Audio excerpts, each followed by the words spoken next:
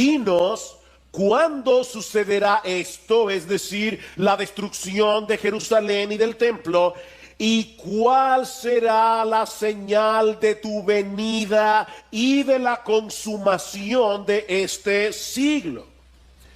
Los discípulos están mezclando aquí tres eventos en uno. Y mis hermanos, es muy importante que nosotros, tengamos esto en mente cuando estudiemos este capítulo. Ellos quieren saber cuándo será la destrucción de Jerusalén y del templo. Una pregunta de tiempo. Dinos cuándo sucederá esto, pero también quieren saber cuál será la señal que anticipe la segunda venida del Señor y el fin del mundo. Y es por eso que lo primero que Jesús les hace ver en los versículos 5 al 13 que estudiamos hace ya varias semanas, es que estos eventos no son concomitantes uno detrás del otro, sino que hay una extensión indefinida de tiempo entre el primer evento, la destrucción de Jerusalén, y los otros dos. Vean el versículo 5. Jesús comenzó a decirles: mirad que nadie os engañe, muchos vendrán en mi nombre diciendo yo soy el Cristo, y engañarán a muchos. Y cuando oigáis de guerras y de rumores de guerras, no os alarméis. Es necesario que todo esto suceda, pero todavía no es el fin. Hay un tiempo indefinido entre la primera venida de Cristo, la destrucción de Jerusalén, del templo, y la segunda venida. Y luego el Señor pasa a responder la primera parte de la pregunta sobre la destrucción de Jerusalén, mostrándoles cuál habría de ser la señal de que ese evento estaba a punto de ocurrir. Versículo 14. Mas cuando veáis la abominación de la desolación puesta donde no debe estar, el que lea, que entienda, entonces los que estén en Judea huyan a los montes. En el pasaje paralelo, en Lucas capítulo 1, versículo 20, el Señor es más claro aún. Dice: pero cuando viereis a Jerusalén rodeada de ejércitos, sabed entonces que su destrucción ha llegado. Entonces los que estén en Judea huyan a los montes. De hecho, en este mismo discurso, en el versículo 30, Cristo les dice claramente que no pasará esa generación hasta que todo esto suceda. Como vimos hace unas semanas atrás, en abril del año 70 después de Cristo, dentro de ese rango de tiempo, de esa generación, el general Tito, hijo del emperador Vespasiano, sitió la ciudad de Jerusalén, arrasándola por completo en septiembre de ese mismo año. Y tal como lo había profetizado Jesús, en el templo no quedó una piedra sobre otra que no fuera derribada.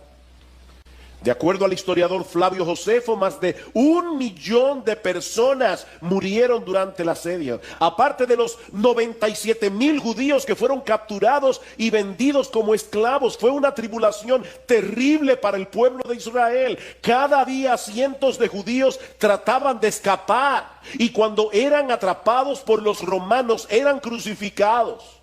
Mis hermanos, fue una masacre total. De ahí las directrices que Jesús les da a los discípulos en los versículos 14 al 23, que ya estudiamos hace unas semanas. Los que estén en Judea huyan a los montes, no desciendan a su casa. No es tiempo para guardar sus pertenencias, salgan huyendo. Ahora, en la mañana de hoy vamos a considerar la otra parte de la pregunta, en los versículos 24 al 27, relacionada con la segunda venida de Cristo. Y mis hermanos, perdónenme que sea insistente con esto, pero mantengan en sus mentes las tres preguntas. ¿Cuándo sucederán estas cosas? La destrucción de Jerusalén.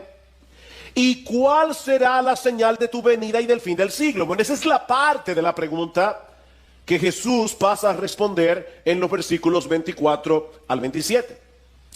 Ahora, antes de considerar estos versículos, yo quisiera recordar algo que dijimos hace unos domingos atrás, cuando comenzamos a estudiar este capítulo del Evangelio de Marcos. Debemos estar conscientes de que no todos interpretan este pasaje de la misma manera.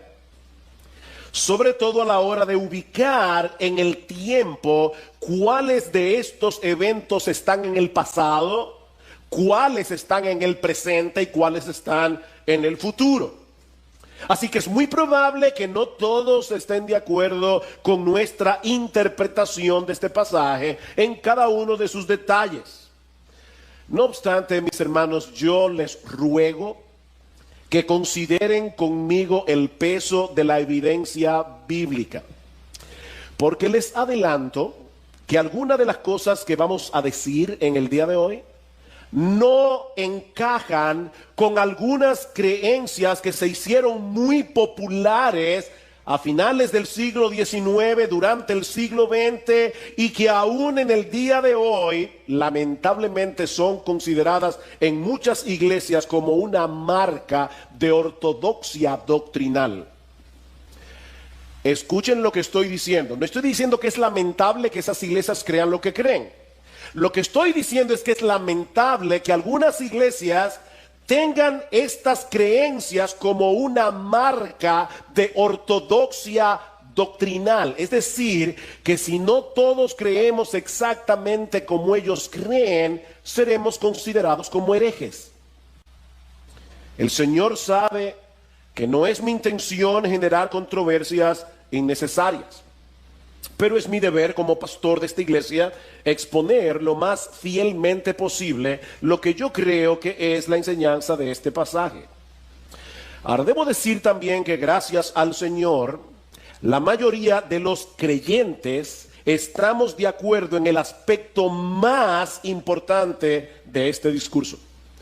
Y es en el hecho de que algún día nuestro Señor Jesucristo regresará en gloria y en poder para compartir esa gloria con los suyos por los siglos de los siglos. Podemos diferir en detalles, pero en eso, gracias al Señor, la mayoría estamos de acuerdo. Habiendo hecho esta aclaración, veamos en primer lugar el tiempo indefinido de la segunda venida de Cristo. Vean una vez más el versículo 24. Pero en aquellos días, después de esa tribulación, versículo 26, entonces verán al Hijo del Hombre que viene en las nubes con gran poder y gloria. Como hemos dicho ya, en cuanto a la destrucción de Jerusalén, ellos preguntaron cuándo sucederá esto. En cuanto a la destrucción de Jerusalén, el Señor les da algunas pistas muy claras en el sermón del Monte de los Olivos. Pero mis hermanos, en cuanto a la segunda venida de Cristo, el asunto es muy diferente. Vean el versículo 32. Pero de aquel día, y es obvio que está hablando de la segunda venida por el pasaje paralelo en el Evangelio de Mateo. Dice, pero de aquel día o de aquella hora nadie sabe, ni siquiera los ángeles en el cielo, ni el Hijo, sino solo el Padre. Mis hermanos, Cristo en los días de su carne, en el ministerio terrenal, cuando todavía no había sido glorificado como el Hijo del Hombre, como aquel que compartió con nosotros una naturaleza humana como la nuestra, ni él mismo en su naturaleza humana sabía cuándo será el día de su venida. Y eso no atenta contra la deidad del Señor. Cristo era hombre y era Dios. Su humanidad no disminuyó su divinidad, pero su divinidad no hizo que su humanidad sea como una especie de Superman. Mis hermanos, Cristo era hombre como tú y como yo, y como hombre él no lo sabía todo. Y él está diciendo aquí claramente, el día y la hora, ni el Hijo del Hombre lo sabe. Así que si ustedes escuchan a una persona, como han salido muchos en los últimos tiempos, poniendo fechas acerca de la venida de Cristo, mis hermanos, no los escuchen. Esas personas están diciendo tener un conocimiento mayor que el que tenía Cristo en su ministerio terrenal. Nadie lo sabe. Versículo 33, estad alertas, velad, porque no sabéis cuándo es el tiempo señalado. No sabéis. Y en Mateo 24, Cristo es todavía más explícito. Dice, no sabéis cuándo vendrá el Hijo del Hombre. Mis hermanos, esta enseñanza no puede ser más clara. Es imposible establecer con precisión el tiempo de la segunda venida. Lo único que podemos decir con certeza, a la luz del versículo 24, es que sería después de la destrucción de Jerusalén y del templo, y de otros eventos que Lucas incluye en su versión del discurso, como veremos en un momento. Pero mis hermanos, ninguna de estas cosas nos permiten establecer con exactitud en qué momento volverá nuestro Señor. Así que mantente velando. Este discurso es una perfecta ilustración de lo que algunos han llamado perspectiva profética. Y es que las profecías predictivas que encontramos en las Escrituras muchas veces establecen una secuencia definida de eventos, pero en el marco de un tiempo indefinido. Voy a repetir eso otra vez.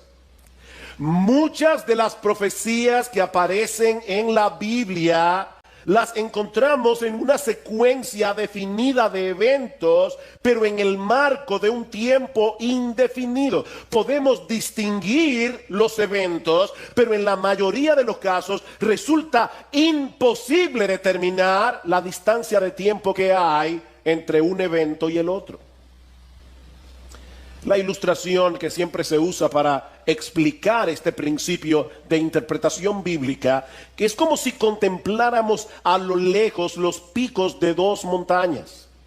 Si las observamos horizontalmente, nos dará la impresión de que los dos picos se encuentran pegados el uno del otro. Pero si pudiéramos ver las montañas desde arriba, veríamos que hay un inmenso valle entre los dos picos. Y eso es precisamente lo que tenemos aquí en Marcos 13:24. La tribulación de aquellos días es la que se describe en los versículos 14 al 23 sobre la destrucción de Jerusalén y del templo. Mis hermanos, esa tribulación ya pasó. Ya pasó. Ahora bien, Lucas nos deja ver en su versión del discurso que esa tribulación que iba a experimentar la nación de Israel se habría de extender mucho más allá del año 70 después de Cristo. Y para mí y para muchos otros, aquí está la clave, una de las claves para entender este discurso. Hablando del pueblo de Israel, el Señor nos dice en Lucas capítulo 21, versículo 23, escuchen con atención, dice que habrá una gran calamidad sobre la tierra e ira para este pueblo, refiriéndose a los judíos. Ahora, ¿cómo sabemos que eso no está hablando de la segunda venida de Cristo, sino de la destrucción de Jerusalén? Por lo que sigue diciendo Lucas, o el Señor en Lucas, dice, y caerán a filo de espada, y serán llevados cautivos a todas las naciones. Eso ya pasó. Y Jerusalén será hollada por los gentiles hasta que los tiempos de los gentiles se cumplan. Entonces, dice Lucas, habrá señales en el sol, en la luna y en las estrellas, porque las potencias de los cielos serán sacudidas, y entonces verán al Hijo del Hombre que viene en una nube con poder y gran gloria. ¿Cuándo sucederá esto? Dice en Lucas, cuando los tiempos de los gentiles se cumplan. ¿Ven la secuencia, mis hermanos? Yo estoy tratando de ser lento en el día de hoy, porque yo sé que estoy pisando sobre muchos prejuicios que algunos de ustedes tienen. Lo que estoy diciendo es que la secuencia de eventos es la siguiente. Jerusalén y el templo son destruidos, Marcos capítulo 13, versículo 14 al 23. Los judíos caen a filo de espadas y son enviados a todas las naciones, y Jerusalén es hollada por los gentiles hasta que los tiempos de los gentiles se cumplan. Eso es lo que ha estado pasando en toda la era evangélica. Y entonces, cuando ese tiempo de los gentiles se cumpla, vendrá el Hijo del Hombre. Ahora la pregunta es, ¿y a qué se refiere Cristo aquí cuando habla del tiempo de los gentiles? ¿Y cuándo se cumplirán esos tiempos? Bueno, yo creo que el Señor está hablando aquí de este tiempo en el que Dios ha abierto la puerta del evangelio a los gentiles para formar su iglesia con gente de todo pueblo, lengua, tribu y nación. Ese es el tiempo de los gentiles.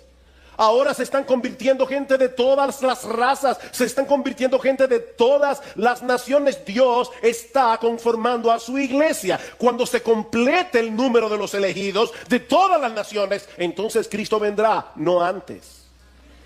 Cuando se cumpla el tiempo de los gentiles. Acompáñenme por un momento a Mateo capítulo 21. Y en el día de hoy, a diferencia de muchas de mis prédicas, generalmente yo cito los pasajes para no quitarle el ritmo al mensaje, pero yo necesito que ustedes vean los pasajes que estamos citando. En Mateo capítulo 21, Cristo da una parábola, la parábola de los labradores malvados.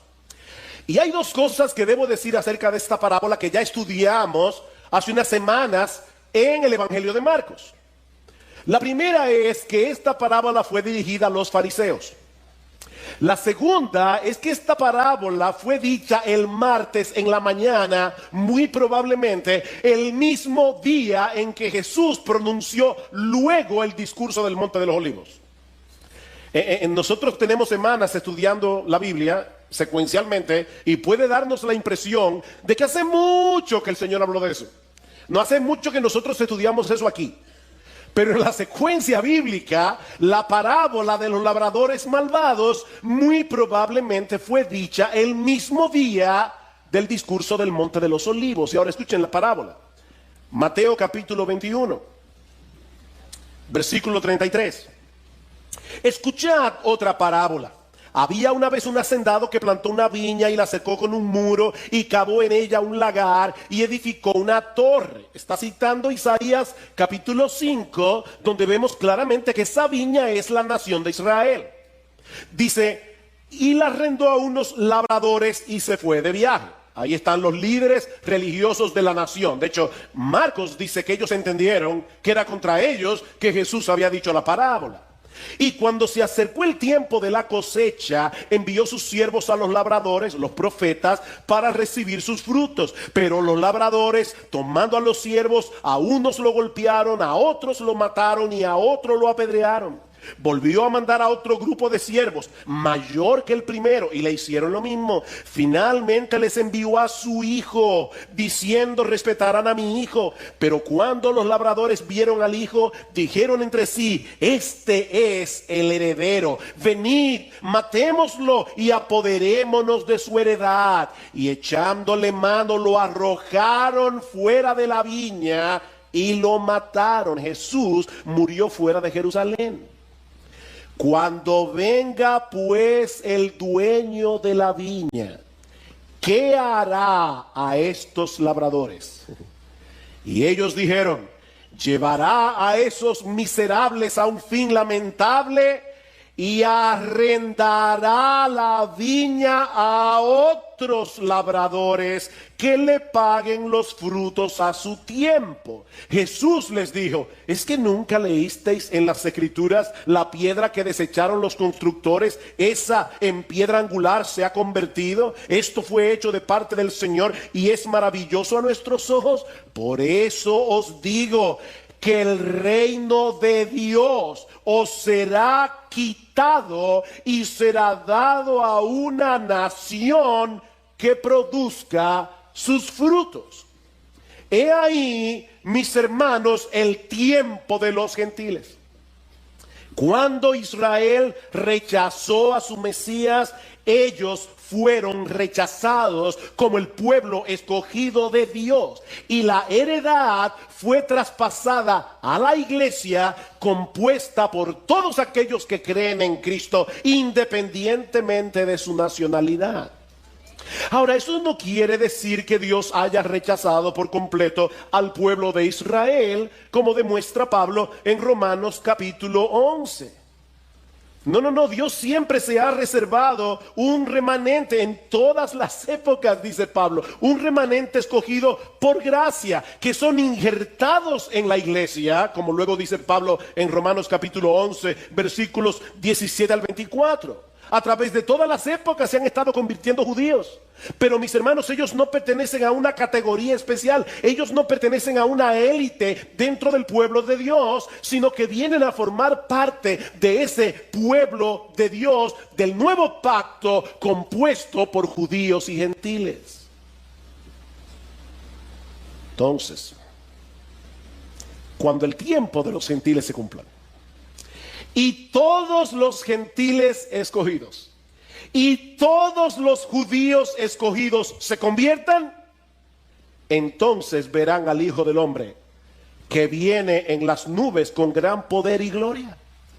Es por eso que hablamos del tiempo indefinido de la segunda venida, porque nosotros no sabemos en qué momento preciso de la historia se completará el número de todos los judíos y gentiles que se convertirán al Señor. ¿Recuerdan ustedes lo que dice el apóstol Pedro en 2 de Pedro capítulo 3, versículos 3 al 4, que en los postreros días vendrán burladores diciendo: ¿y cuándo es que viene el Señor?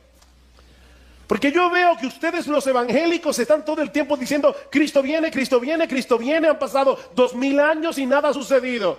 Y dice Pedro en el capítulo 3, versículo 8, el Señor, lo que ustedes tienen por tardanza es que el Señor está esperando que se conviertan todos sus elegidos. Entonces vendrá el Señor.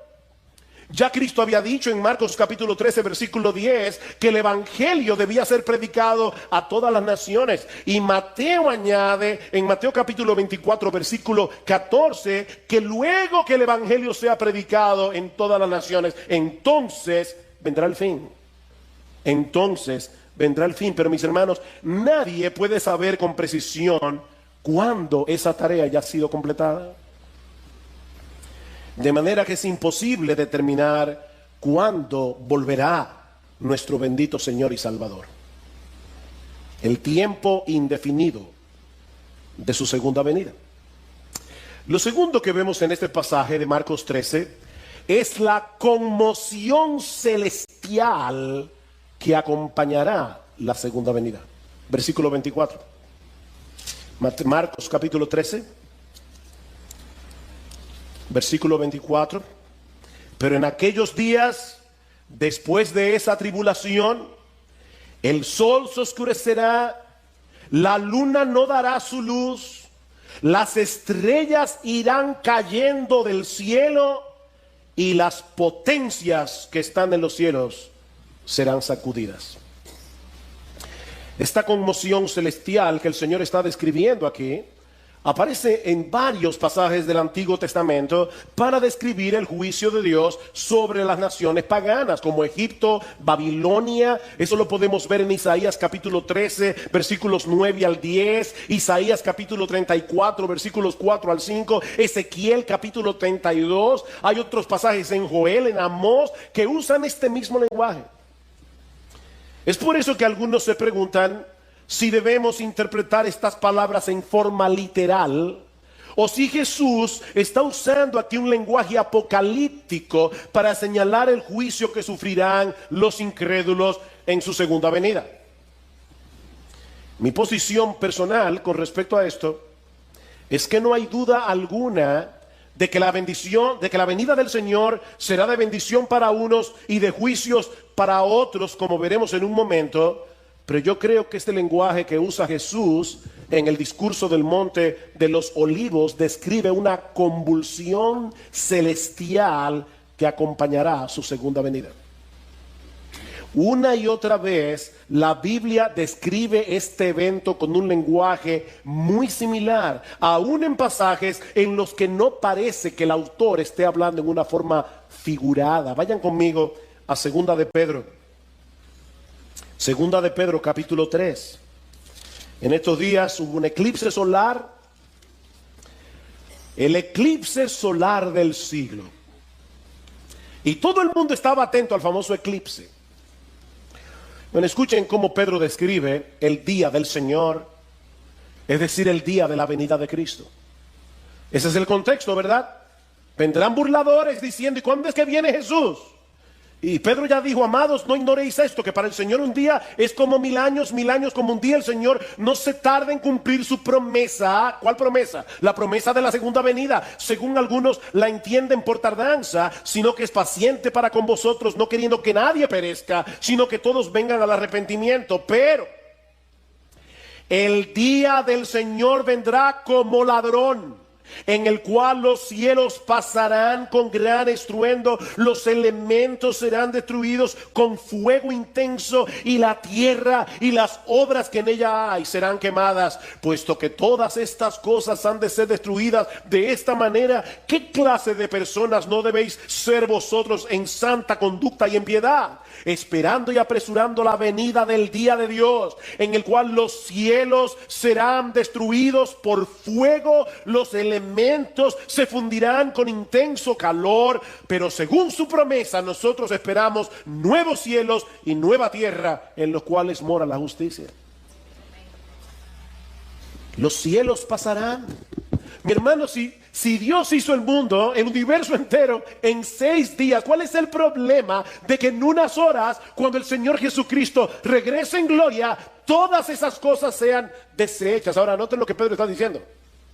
Este mundo será destruido. Qué estupidez es la nuestra cuando ponemos nuestra esperanza aquí. ¿A alguno de ustedes se le ocurre poner su dinero en un banco que ustedes saben con toda seguridad que va a quebrar? Mis hermanos, este mundo va a quebrar. Eso es lo que Pedro está diciendo. Este mundo será destruido. Ahora, obviamente, este es el tipo de cosas que nosotros vamos a entender plenamente después que sucedan. Y nosotros lo veremos en panorámica. Pero creo que en la Biblia hay suficientes indicios para llegar a la conclusión de que la segunda venida de Cristo vendrá acompañada de un cataclismo universal que dará paso a la creación de cielos nuevos y una tierra nueva. Estamos a la espera, mis hermanos, del cumplimiento de esa promesa. Mis hermanos, la segunda venida de Cristo será muy diferente de la primera, como vimos hace un momento cuando Marcos leyó las Escrituras. Cristo nació humildemente en una oscura aldea de Palestina, rodeado de animales, en un sucio establo de Belén, y luego murió en debilidad en una cruz romana, pero su regreso no será así. Y eso nos lleva a nuestro tercer encabezado: las características dominantes de la segunda venida. Marcos capítulo 13, una vez más. Marcos capítulo 13, versículo 26. Entonces verán al Hijo del Hombre que viene en las nubes con gran poder y gloria. Hay 3 cosas aquí a las que quiero llamar vuestra atención. La primera es que la venida de Cristo es personal. Hay personas muy esotéricas que hablan como de una venida fantasmal. Sí, Cristo viene a la vida de todos. El Cristo, el Maestro. No. Aquí estamos hablando de la venida del Hijo del Hombre. Verán al Hijo del Hombre. Y es una expresión que Jesús usó frecuentemente en los evangelios para hablar de sí mismo. Ahora, mis hermanos, no olviden que nos encontramos en medio de la semana de la pasión. Apenas 3 días antes de su crucifixión. Ya Cristo había anunciado a los discípulos en Marcos capítulo 10, versículo 33. Lo que iba a sucederle al final de esa semana. He aquí, subimos a Jerusalén, y el Hijo del Hombre será entregado a los principales sacerdotes y a los escribas, y le condenarán a muerte, y le entregarán a los gentiles, y se burlarán de él, y le escupirán, le azotarán, le matarán, y 3 días después resucitará. El Señor sabía que todo esto iba a suceder, pero ahora está profetizando que ese mismo Hijo del Hombre, que sería llevado a la cruz en debilidad, del cual harían burla los hombres, no solo se levantará de los muertos, sino que algún día regresará a la tierra sobre las nubes del cielo con poder y gran gloria. Mis hermanos, el mismo Jesús que murió, el mismo Jesús que resucitó, el mismo Jesús que ascendió a los cielos, el mismo Jesús que está sentado a la diestra del Padre, ese mismo Jesús regresará. En Hechos capítulo 1 dice que después que el Señor resucita, se queda con los discípulos 40 días hablándoles del reino de Dios. Y dice en el versículo 9 de Hechos 1 que después de haber dicho estas cosas fue elevado mientras ellos miraban, y una nube le recibió y le ocultó de sus ojos, y estando mirando fijamente al cielo mientras él ascendía, aconteció que se presentaron junto a ellos dos varones en vestiduras blancas, que le dijeron: varones Galileos, ¿por qué estáis mirando al cielo? Este mismo Jesús, el mismo que anduvo con ellos por 3 años y medio, el mismo que calmó el mar en tempestad, el mismo que sanó a la hija de Jairo, el mismo que compartió con ellos la Pascua en el aposento alto y que luego fue a la cruz para salvarnos. Dice: ese mismo Jesús que ha sido tomado de vosotros al cielo, vendrá de la misma manera, tal como le habéis visto ir al cielo. De manera que lo primero que vemos aquí es que la venida de Cristo es personal, pero vemos también en segundo lugar que será un evento visible y pavoroso para todos los que no creyeron en él. Mis hermanos, la venida de Cristo será gloriosa para nosotros, pero la segunda venida de Cristo será un evento pavoroso para todos los que no creyeron en él. Mateo dice en Mateo 24: todas las tribus de la tierra harán duelo. ¿Ustedes se imaginan las personas burlándose de Cristo? Las personas mofándose del evangelio. Y de repente se escucha este estruendo en los cielos, y en un segundo el universo entero se entera de que Jesús es el Señor. Dice: harán lamentación, dice en Juan capítulo, en Apocalipsis capítulo 1 versículo 7, que todo ojo le verá. La venida de Cristo no es secreta, mis hermanos. Todo ojo le verá, aún los que le traspasaron, y todas las tribus de la tierra harán lamentación por él. Cristo fue burlado, golpeado cruelmente, escupido, condenado a morir en una cruz romana en su primera venida, pero mis hermanos, en su regreso en gloria nadie se burlará.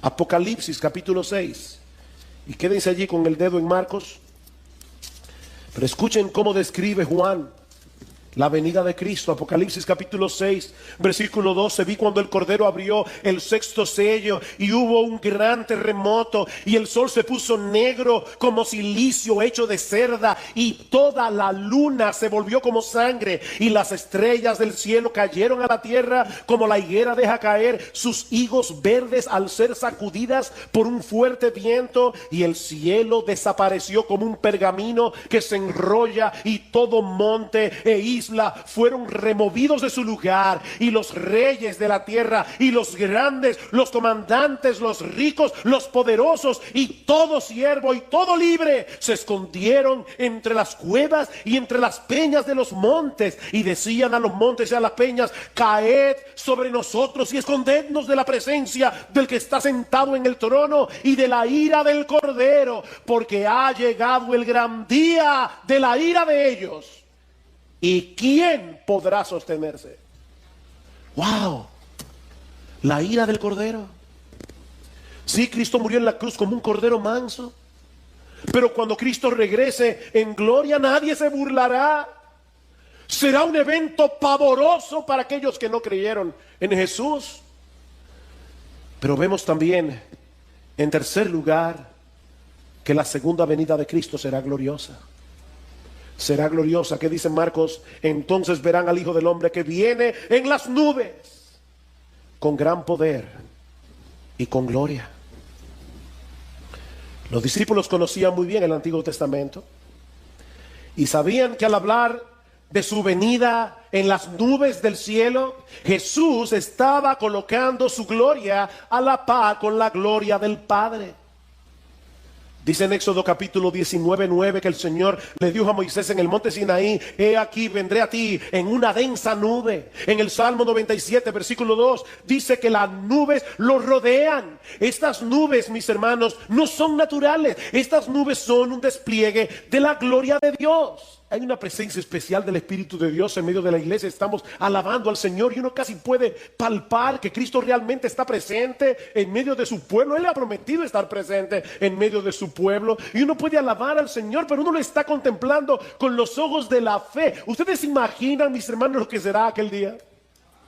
Cuando nuestro Señor Jesucristo regrese y nosotros podamos verle cara a cara, cuando nosotros podamos ver su gloria, una gloria que ahora está oculta de nuestros ojos, una gloria que ahora solo podemos contemplar con los ojos de la fe. Pero algún día, mis hermanos, los cielos se abrirán con gran estruendo y nuestro Señor Jesucristo regresará del cielo con poder y gran gloria en las nubes del cielo. Y nosotros le veremos. Y nosotros le veremos. ¿Cómo no debería eso llenar nuestras mentes y corazones? Y en ese momento, su iglesia será reunida a su Señor para regresar junto a Él y quedar junto a Él por los siglos de los siglos. Y eso nos lleva a nuestro último y más controversial encabezado: la reunión del pueblo de Dios en su segunda venida. Versículo 27. Y entonces enviará a los ángeles y reunirá a sus escogidos de los cuatro vientos, desde el extremo de la tierra hasta el extremo del cielo.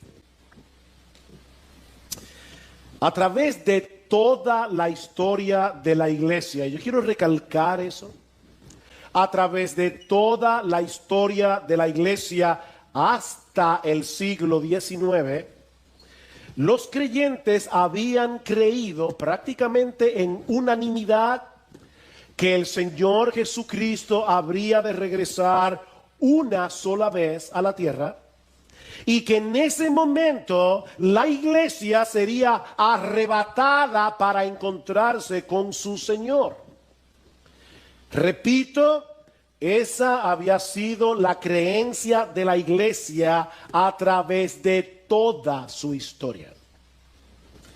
Pero en el siglo XIX surgió una creencia nueva que luego vendría a ser muy popular debido a la proliferación de una Biblia anotada por un abogado y pastor llamado Cyril Ingerson Scofield, publicada en el año 1909, y que sostenía la postura de una venida de Cristo en dos partes: una secreta antes del inicio de una tribulación que, según esta creencia, duraría 7 años, y una pública inmediatamente después de esa tribulación.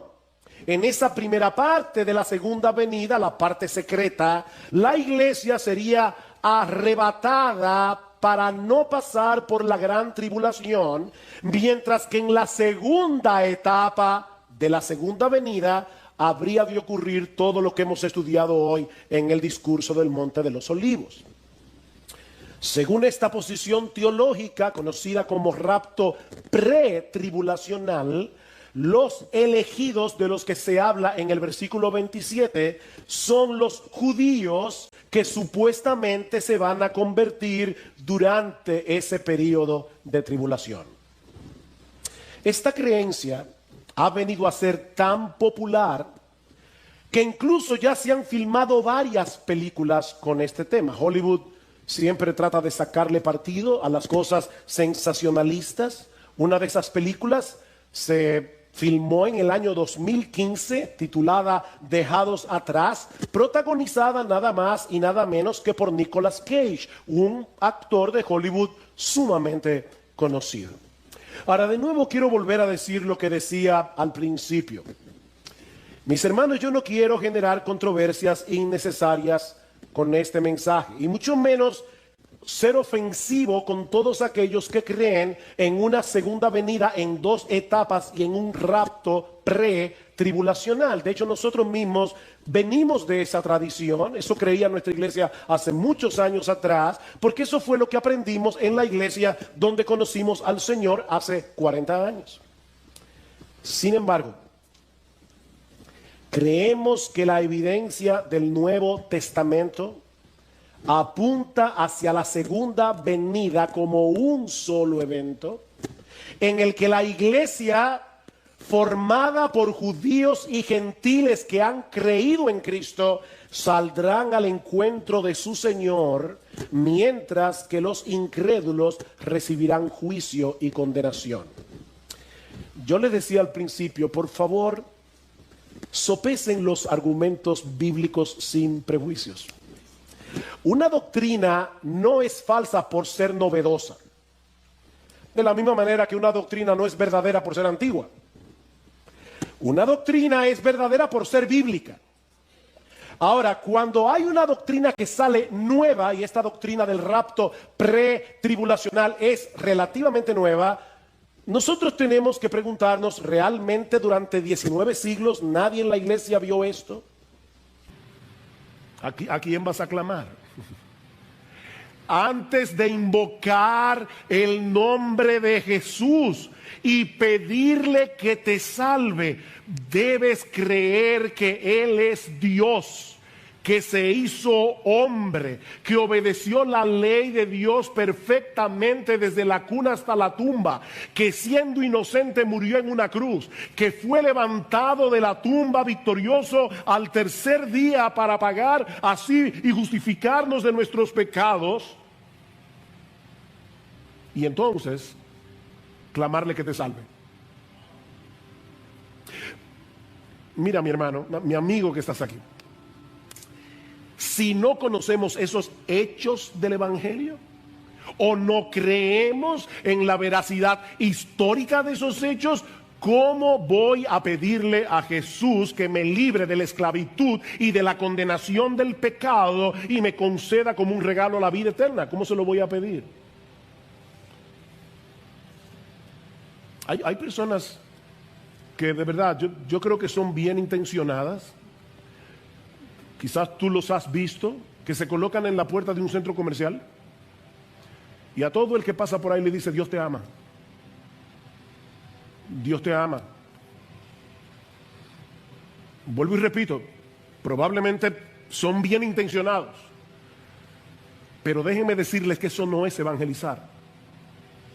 Eso no es evangelizar. Nadie se va a salvar porque crea que Dios existe. El diablo sabe eso. Dice Santiago y tiembla. Nadie se va a salvar porque crea que Dios es amor. Nadie se va a salvar porque crea que Dios es amor.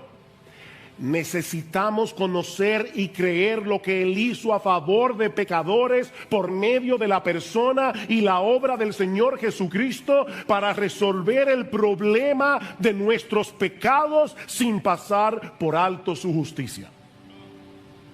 Y no es que hay que ser un teólogo para salvarse, no hay que ser un teólogo. Estas son verdades muy sencillas del Evangelio. Lo que estoy diciendo es que se requiere un conocimiento esencial, un conocimiento fundamental de los hechos del Evangelio para creer, invocar y ser salvo.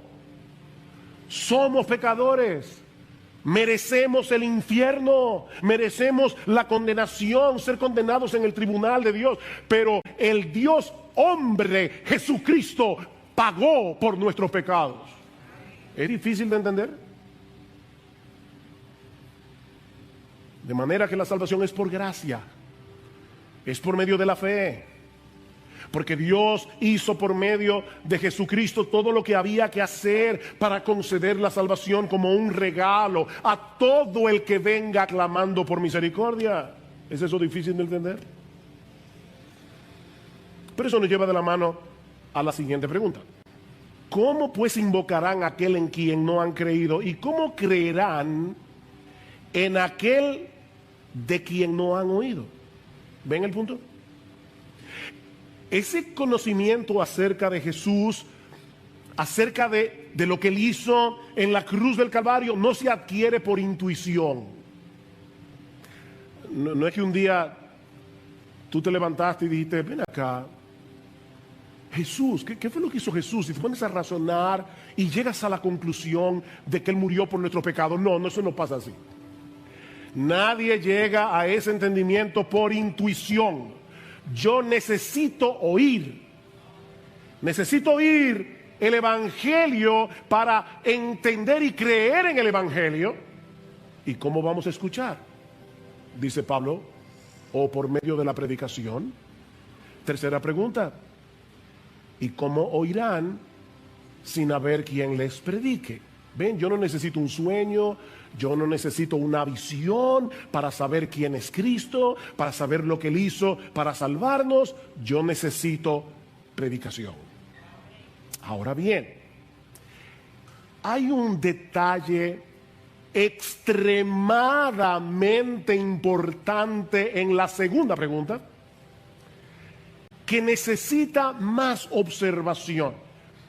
Y mira, mi hermano, de verdad, si tú no te acuerdas de nada de este mensaje, pero te acuerdas de esto, yo me iré, medianamente satisfecho. Yo quisiera que tú recordaras todo el sermón, pero me voy a ir bastante satisfecho. Lo que dice la segunda pregunta literalmente es lo siguiente: ¿cómo creerán en quien no han oído? Fíjense que yo sé que nuestras Biblias incluyen acerca de quién no han oído. ¿Cómo creerán en aquel acerca de quién o de quién no han oído? Pero lo que el texto griego dice literalmente es esto: ¿cómo creerán en quién no han oído? Mis hermanos, voy a decir esto con calma, así, tranquilo, para que no nos perdamos. Lo que Pablo parece estar diciendo aquí no es únicamente que tenemos la necesidad de escuchar acerca de Cristo durante la predicación para salvarnos, sino que necesitamos escuchar a Cristo. No es de Cristo, es a Cristo.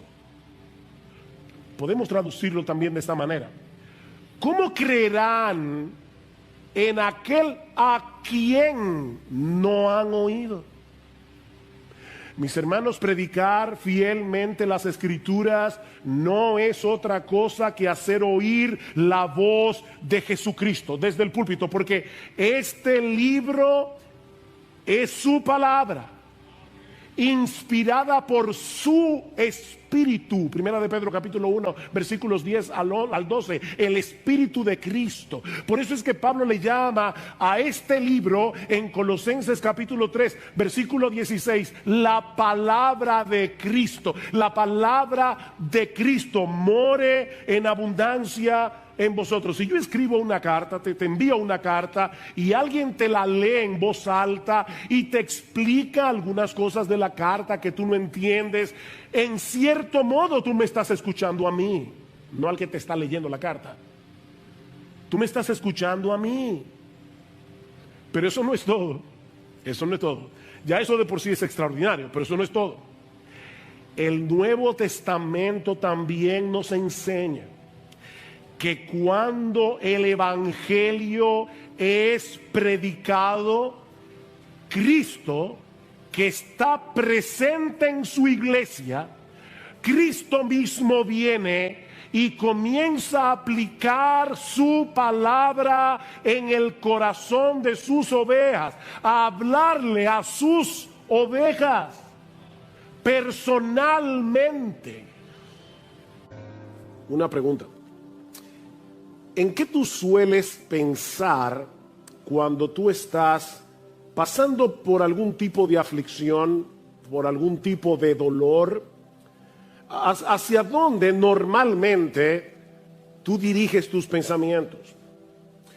Esta pregunta es extremadamente importante, en primer lugar porque en este mundo dañado por el pecado vamos a tener que enfrentar muchas situaciones dolorosas y aflictivas, no porque estamos en medio de una pandemia, sino simplemente porque vivimos en este mundo, porque todavía no hemos llegado a la gloria. En el mundo tendréis aflicción, le dijo el Señor a sus discípulos hace 2000 años. Pero esta pregunta también es importante porque lo que te dices a ti mismo en tiempos de aflicción, ese diálogo interior que nosotros solemos tener cuando estamos en medio del dolor, es lo que va a determinar tu derrota o tu crecimiento espiritual en ese tiempo de prueba.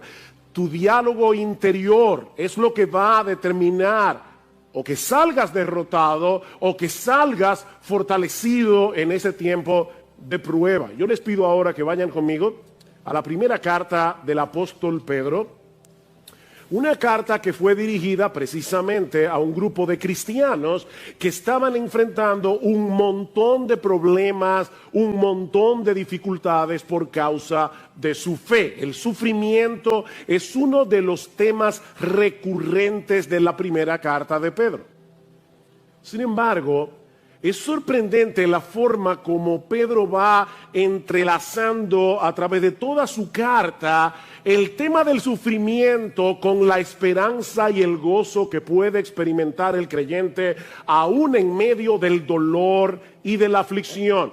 Pedro nos enseña en este pasaje que lo mejor que podemos hacer en tiempos de prueba, si somos creyentes, es considerar el enorme privilegio que nosotros tenemos de ser cristianos. Y yo les pido que lean conmigo desde el versículo 3 hasta el versículo 12, aunque en esta mañana solamente vamos a estar considerando los versículos 10 al 12 del capítulo 1, comencemos a leer desde el versículo 3. Dice el apóstol Pedro: bendito sea el Dios y Padre de nuestro Señor Jesucristo, quien según su gran misericordia nos ha hecho nacer de nuevo a una esperanza viva mediante la resurrección de Jesucristo de entre los muertos, para obtener una herencia incorruptible, inmaculada y que no se marchitará, reservada en los cielos para vosotros, que sois protegidos por el poder de Dios mediante la fe,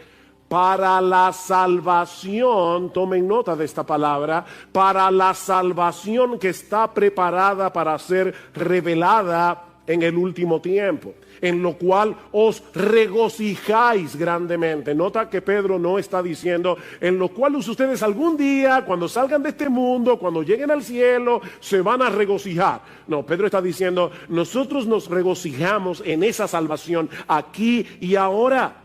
Aunque ahora, por un poco de tiempo, si es necesario, seáis afligidos en diversas pruebas,